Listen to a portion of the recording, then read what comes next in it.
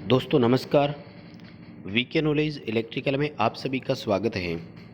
दोस्तों आज की इस वीडियो में हम एसी थ्योरी पर आधारित क्वेश्चंस पर बात करेंगे। दोस्तों हमने एक सीरीज स्टार्ट की थी जहां हम ऑनलाइन टेस्ट लेते थे वेबसाइट पर। तो अब तक उसमें 99 टेस्ट हो चुके हैं और ये संख्या हम 100 करेंगे। इसके बाद जो भी टेस्ट वगैरह होंगे वो सभी हमारे ऑफिशियल ऐप पर होंगे। डिस्क्रिप्शन में लिंक दिया हुआ है। वीके नॉलेज इलेक्ट्रिकल का ऐप आप भी डाउनलोड ज़रूर करें। प्रैक्टिस के लिए आपको भी उसमें कई सारे टेस्ट मिल जाएंगे। दोस्तों सभी क्वेश्चन को लास्ट तक ज़रूर देखना, पूरी तरह से एक्सप्लेन करेंगे और उम्मीद है कि आपको क्वेश्चन पसंद आ जाएंगे। यदि आपको क्वेश्चन पसंद आ जाए तो वीडियो को लाइक ज़रूर करना। हमारे चैनल पर नए हो तो चैनल को सब्सक्राइब ज़रूर करना। चलिए दोस्तों क्वेश्चन से शुरू करते हैं। क्वेश्चन हिंदी और इंग्लिश दोनों में है तो आप आसानी से इसको समझ पाएंगे।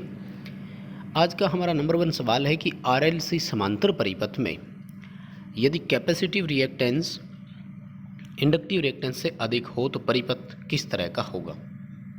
दोस्तों समांतर परिपथ में जब एक्स सी का मान एक्स एल से अधिक है तो आई सी का मान जो है वो आई एल से कम होगा, यानी इंडक्टर की धारा जो है वो अधिक होगी। इसलिए परिपथ में जो मेन रोल होगा वो इंडक्टर का होगा और सर्किट इंडक्टिव कहलाएगा।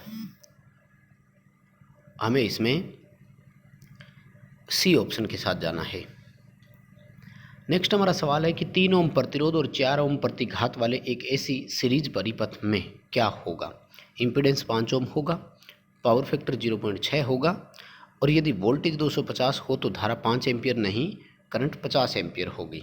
निम्न में से सत्य कथन कौन से है। तो 1 और 2 नंबर जो स्टेटमेंट है वो बिल्कुल सही है। 3 नंबर स्टेटमेंट जो है वो गलत है। कैसे? देखो z बराबर होता है आर स्क्वायर प्लस एक्स की स्क्वायर और अंडर 3 की स्क्वायर 9, 4 की स्क्वायर 16, दोनों को जोड़ा तो 25, 25 का अंडर है 5 ओम। पावर फैक्टर के लिए फॉर्मूला होता है आर बटे जेड। आर है 3 और इम्पीडेंस आया था 5, 3/5 करेंगे तो 0.6 आ रहा है। करंट की वैल्यू निकालेंगे तो आई बराबर वी बटे जेड होता है। 250/5 करेंगे तो 50 एम्पियर उत्तर आएगा, करंट 5 एम्पियर नहीं आएगी। इसलिए 1 और 2 जो है वो सही है बिल्कुल और 3 नंबर जो है वो गलत है। ठीक है, तो इसमें तो ऑप्शन ही नहीं है इस तरह का 1 और 2 वाले का। ठीक है, सॉरी है 1 और 2, ये डी ऑप्शन है। तो 1 और 2 सही है, 3 नंबर गलत है। ठीक है, अगला सवाल। एसी धारा का आरएमएस मान जो है वो उसके औसत मान से तो हमेशा अधिक होता है, क्योंकि आरएमएस मान जो है वो 0.707 होता है और औसत मान 0.637 होता है। प्रत्यावर्ती धारा में फॉर्म फैक्टर किसका अनुपात होता है। तो फॉर्म फैक्टर आरएमएस मान और औसत मान का अनुपात होता है, राइट। अब यहाँ पर आपको सीधा सीधा आरएमएस मान और औसत मान नहीं दिया, लेकिन निकालने का तरीका दिया है। तो ए ऑप्शन देखो 0.707 into maximum but 0.637 into maximum. तो ये आरएमएस मान निकालने का फॉर्मूला है और ये औसत मान निकालने का फॉर्मूला है, इसलिए ए उत्तर सही रहेगा। अगला सवाल है, जब डिस्चार्ज कैपेसिटर को हम सप्लाई के साथ संयोजित करेंगे तो प्रारंभ से लेकर अंत तक धारा के मान में क्या होगा। दोस्तों डिस्चार्ज कैपेसिटर जब होता है तो स्टार्टिंग के समय वो अधिक धारा लेता है और फिर धारा धीरे धीरे घटती है, यानी करंट मैक्सिमम से मिनिमम की ओर आती है। हमेशा ध्यान रखना है, क्योंकि जब कैपेसिटर डिस्चार्ज होता है तो वोल्टेज के मान में परिवर्तन अधिकतम होता है और वोल्टेज के मान में परिवर्तनों के कारण ही उसमें कैपेसिटेंस आता है, जिसके कारण धारा प्रवाह होता है। तो स्टार्टिंग में अधिक धारा लेता है, जैसे जैसे कैपेसिटर चार्ज होता है तो धारा का मान घटता जाता है। जब कैपेसिटर की वोल्टेज सप्लाई वोल्टेज के बराबर आ जाती है तो उस समय उसमें कोई धारा प्रवाह नहीं होता है, यानी कैपेसिटर खुद as a voltage source behave करने लग जाता है। अब तो सी उत्तर आएगा, डिक्रीज होती है, प्रारंभ से लेकर अंत तक डिक्रीज होती है। अगला सवाल है कि एसी परिपथ में वाटलेस घटक को क्या कहा जाता है। दोस्तों एसी परिपथ में कंपोनेंट 2 तरह के होते हैं, एक वाटफुल घटक होता है और एक वाटलेस घटक होता है। जो वाटलेस घटक होता है वो VI साइन फाई कहलाता है और इसको अपन VAR से दर्शाते हैं।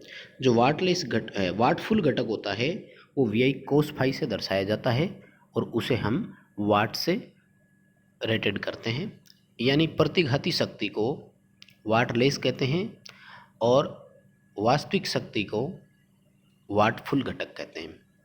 आभासी शक्ति जो है वो इनपुट शक्ति के रूप में होती है।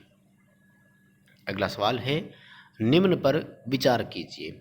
यानी 3 स्टेटमेंट दिए और आपको कंसिडर करना था। पहला दिया किलोवाट बटे केवीए, दूसरा दिया आर बटे जेड, तीसरा दिया एक्टिव पावर बटे रिएक्टिव पावर। सवाल पूछा कि पावर फैक्टर के लिए सही फॉर्मूला कौन सा है। देखिए, पावर फैक्टर के लिए किलोवाट और केवीए बिल्कुल सही फॉर्मूला है। प्रतिरोध और इम्पीडेंस का अनुपात पावर फैक्टर कहलाता है, ये भी बिल्कुल सही है। वास्तविक शक्ति और आभासी शक्ति का अनुपात पावर फैक्टर होता है, यानी एक्टिव पावर बटे अपरेंट पावर आना चाहिए था, ना कि रिएक्टिव पावर। ये गलत हो गया, तो इसमें भी 1 और 2 बिल्कुल सही है। ए ऑप्शन अपना उत्तर होगा। अगला सवाल है, रेसिप्रोकल ऑफ ससेप्टेंस। ससेप्टेंस किसका व्युत्क्रमानुपाती है। देखो, ससेप्टेंस को बी से दर्शाते हैं और ये रिएक्टेंस यानी प्रतिघात की व्युत्क्रमानुपाती होती है। बी उत्तर हो जाएगा। कंडक्टेंस रेजिस्टेंस के व्युत्क्रमानुपाती है और एडमिटेंस और इम्पीडेंस एक दूसरे के विलोमानुपाती होते हैं। टोटल 6 घटक होते हैं, याद रखना। Admittance, impedance, reactance, susceptance, resistance और कंडक्टेंस। अगला हमारा सवाल है कि धारा के मान में परिवर्तनों का विरोध क्या कहलाता है। ये तो साधारण सा ही है ना। धारा के मान में होने वाले उतार चढ़ाव यानी परिवर्तनों का विरोध जो करता है, कॉइल के उस गुण को इंडक्टेंस कहते हैं, और इंडक्टेंस की यूनिट जो है वो हेनरी होती है। रेजिस्टेंस धारा के प्रवाह का विरोध होता है। कैपेसिटेंस वोल्टेज के परिवर्तनों का विरोध होता है।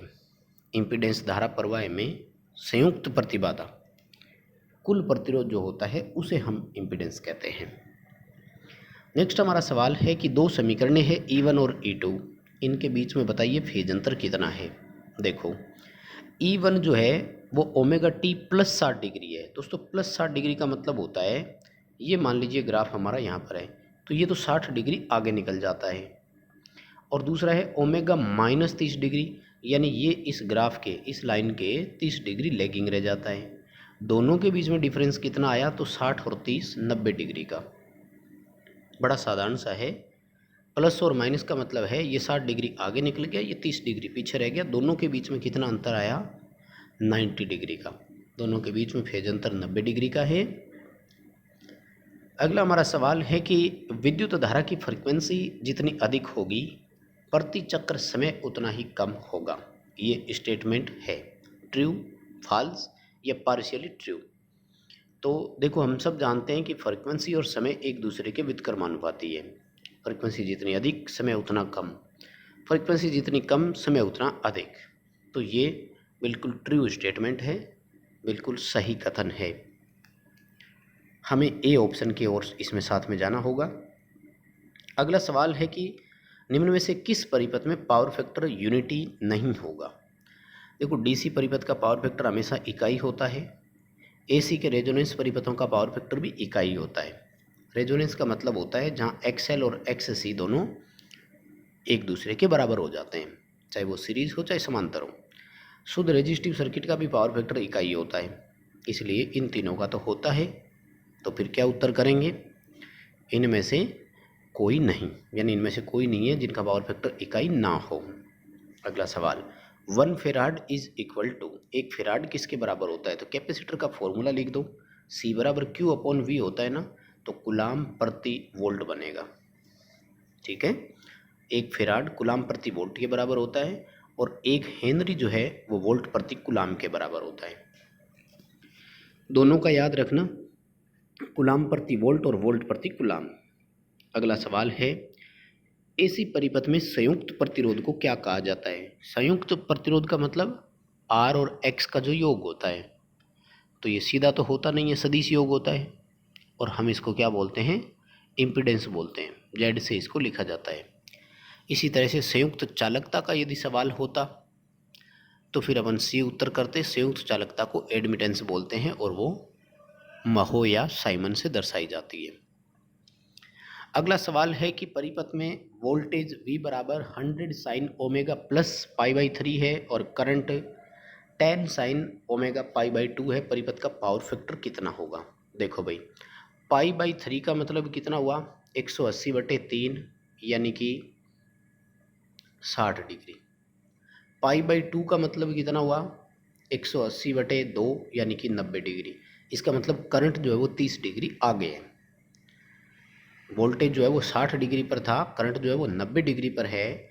इसका मतलब डिफरेंस कितना आया? 30 डिग्री। और वो भी कौन है आगे? करंट। यानी परिपथ में धारा 30 डिग्री आगे है, पावर फैक्टर लीडिंग कहलाएगा।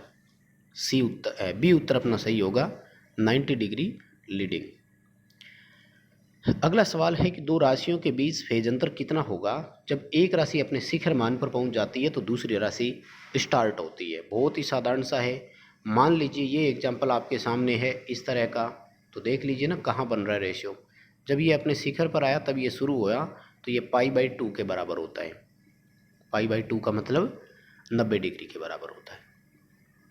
दोनों राशियों में फेज अंतर कितना है? 90 डिग्री का फेज डिफरेंस है।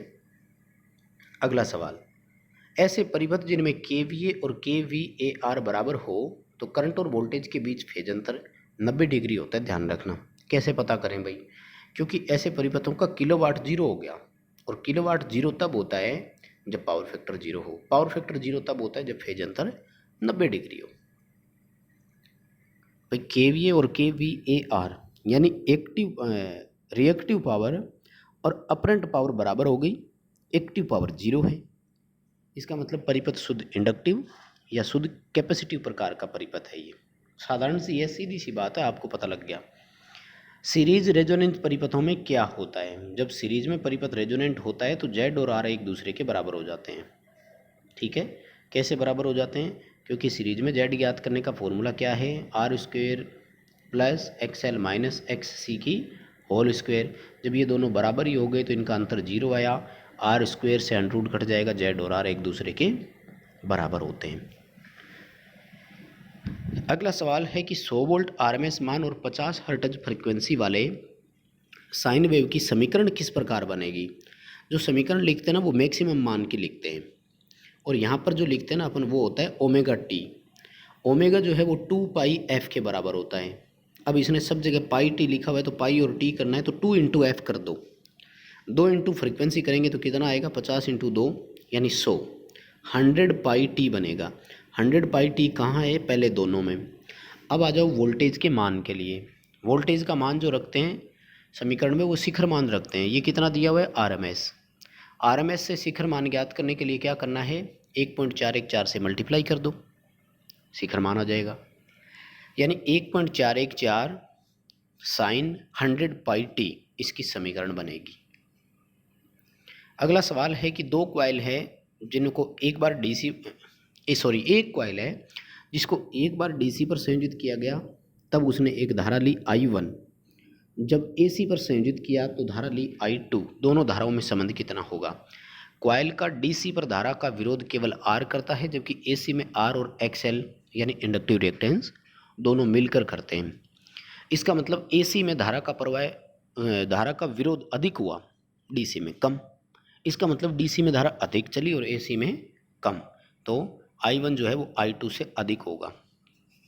I1 मोर देन I2 हो जाएगा, क्योंकि DC में केवल प्रतिरोध था, इंडक्टिव रिएक्टेंस है नहीं, तो अधिक धारा चली। बस दोस्तों यही थे आज के 20 क्वेश्चन पसंद आए हैं तो वीडियो को लाइक ज़रूर करना, चैनल पर नए हो तो सब्सक्राइब करना, ऐप डाउनलोड ज़रूर करना, डिस्क्रिप्शन में लिंक दिया हुआ है।